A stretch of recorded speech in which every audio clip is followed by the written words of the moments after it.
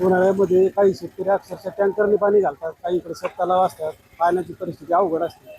पण त्या पाण्याच्या नियोजनाच्या मानाने मालाला कुठल्याही प्रकारचा भाव मिळत नाही, ही सध्याची परिस्थिती आहे. मी आज या ठिकाणी दोडका, भेंडी, गवार आणि वांगे घेऊन आलो होतो. मिरची पण होती माझी. दोडक्याला 20 रुपयाचा बाजार मिळाला. दोडका मागच्या आठवड्यात 40-50 रुपये जात होते, आज 20 रुपये भाव आहे.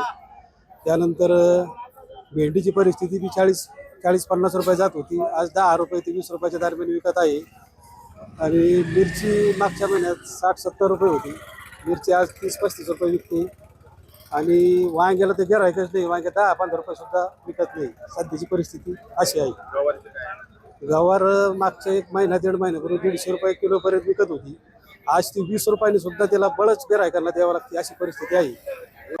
मागणीच्या तुलनेत पुरवठा जास्त असल्या कारणाने सगळ्याच भाजीपाल्याचे दर घसरले आहेत. आणि सध्या परिस्थितीमध्ये मेस शाळेला सुट्ट्या लागल्यामुळे आणि इतर मेस वगैरे चालू नसल्यामुळे त्याचा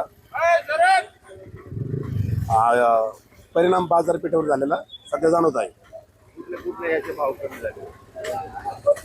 भाजीपाल्यामध्ये शेवगा, गवार, दोडके व अनेक इतर भाज्या, भेंड्या हे सगळे वस्तू भाव एकदम कोसळले आहेत.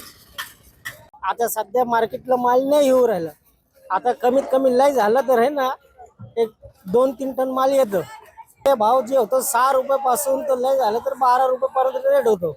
आता सध्या आंब्यामुळं आहे ना आवक कमी झाली टरबूजची. आता सध्या टरबूजचा भाव 20 रुपये रेट चालू आहे. बारीक टरबूज चालू आहे 15 रुपये, मोठं टरबूज घेतलं तर 20 रुपये चालू आहे रेट.